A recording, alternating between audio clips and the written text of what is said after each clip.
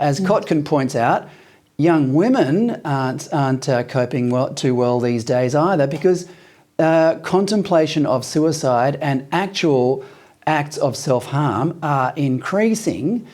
What's your take on that, on the effect on young women for a start?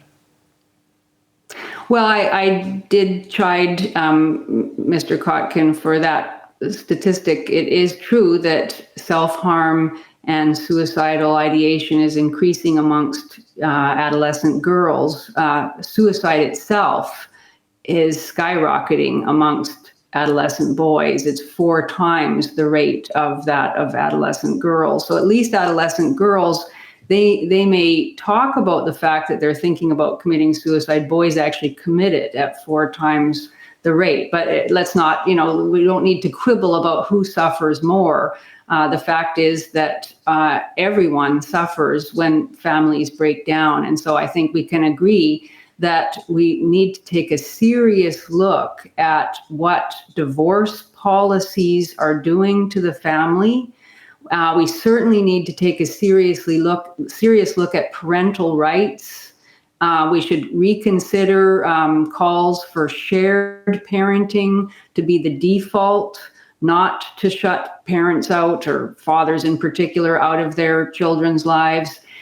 There was a study done 10 years ago out of MIT that found that fatherless boys are particularly detrimentally affected by the absence of fathers in the home, but both boys and girls are, because fathers do bring something that's absolutely essential, that's different from the mother's unconditional love, which of course is wonderful too, but it has to do with boundary setting. It has to do with being ready to take responsibility for oneself. It has to do with accepting one's own agency.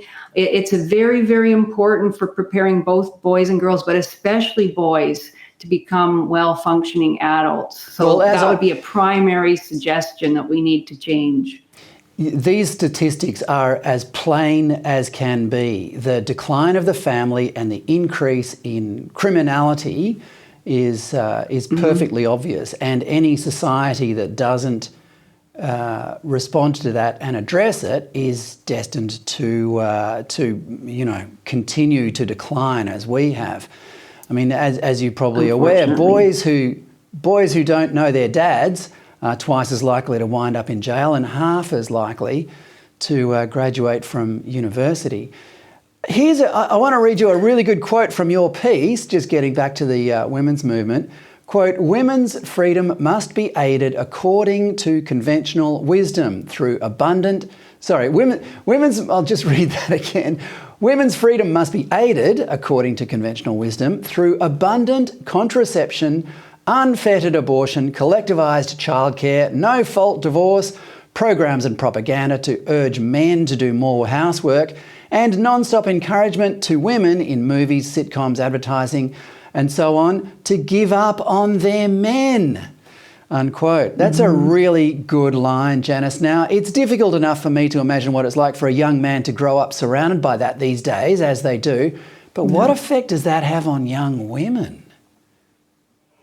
Well, yes, there it is too, because if a woman is told that she's better off without a man, then of course that's going to be something that deeply affects the choices she makes. And what we're seeing is that many young women are choosing career over family and only realizing that when they're very late in life, or when it's too late perhaps to have children, that what they wanted actually was a family.